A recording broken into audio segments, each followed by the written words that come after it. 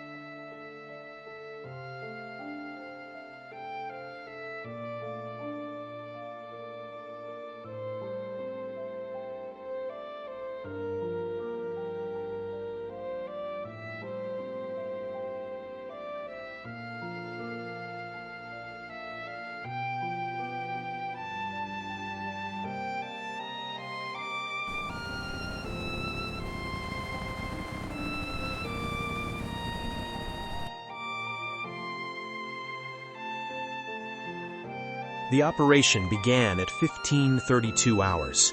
By 15:40, 8 minutes in, 2 Blackhawks were down, and Mogadishu was closing. Aidid's militia numbered in the thousands. They knew those streets the way Ray's father knew that mill floor. Every corner, every shadow, every angle where geography gave one man the advantage over another. They had been preparing for months, pre-positioned weapons, pre-planned kill corridors, a civilian population weaponized as cover in ways that turned every trigger pull into a decision with consequences no training manual fully prepares you for. Task Force Ranger numbered in the hundreds. This was never going to be a fair fight. The men on the ground knew that and went anyway, because that is what you do when the mission is the mission and your people are already on the ground. Ray's rooftop was 3 blocks from the primary crash site. His job? Keep the street below clear long enough for the ground convoy to push through to the downed crew. One street in a city coming apart at every seam. For 40 minutes, he held it.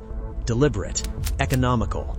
Each shot carrying the patience of a man raised by someone who showed up to the same hard floor every morning without being asked. Danny called targets, Ray breathed. Shot. Breathed. Shot. Below them, the convoy moved, taking fire, bleeding, losing vehicles, but moving. Then, a militia sniper 2 blocks north found Ray's position. The round caught the right side of his helmet at 15:47 hours, deflecting off the Kevlar, but transferring enough force to fracture the temporal bone underneath. Ray went off the roof backwards, the sound in his head replacing every other sound that had ever existed. Danny was on him before he stopped sliding, blood fast and heavy. Right eye swelling shut already. Danny made the call any trained soldier mix, radioed for a medic, began treating the wound, and assessed Ray as combat ineffective. Ray sat up. What's still on that street? Danny told him to stay down. Ray said his name. Danny. Once, quietly.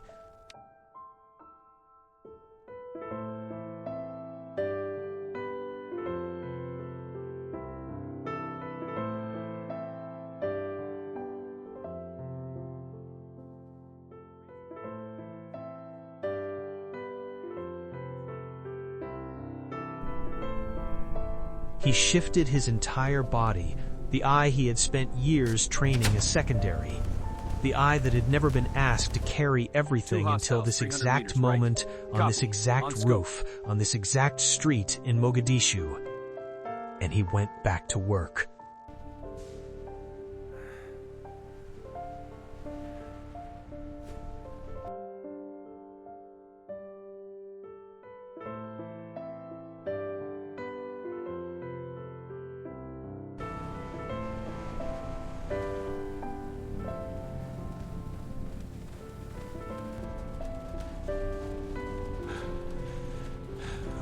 The car.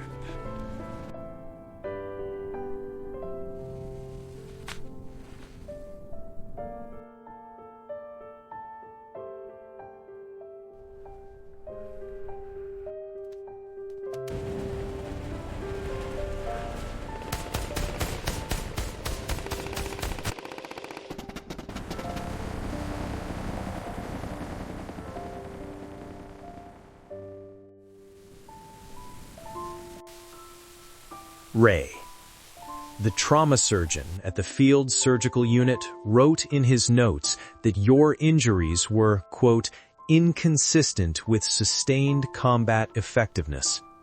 He wasn't on that roof, Ray. 6 weeks at Landstuhl, permanent hearing loss in the right ear, the right eye coming back, slowly, partially. Enough. Enough to meet the threshold.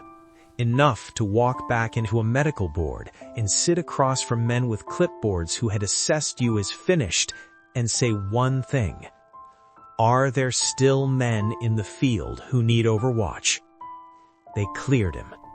He deployed twice more. Retired in 2001 as a master sergeant. Silver Star. Purple Heart. The kind of reputation that doesn't need announcing. That moves through ranger battalions the way his father moved through that mill. Quiet, and load-bearing, and absolutely reliable when it mattered. Ray, the last time I sat across from you in that diner, I asked you what you remembered about getting back up. You thought about it. You didn't rush it. You never rushed anything. And then you said, I remember Danny telling me to stay down. I remember thinking about the guys on that street. And then I remembered the scope. I asked if you were afraid. You said, I remember thinking there wasn't time for it yet, that I could be afraid after.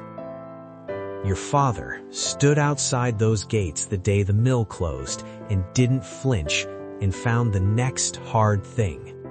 You took a bullet to the head over Mogadishu and got back up and found the scope. Neither one of you would call what you did remarkable.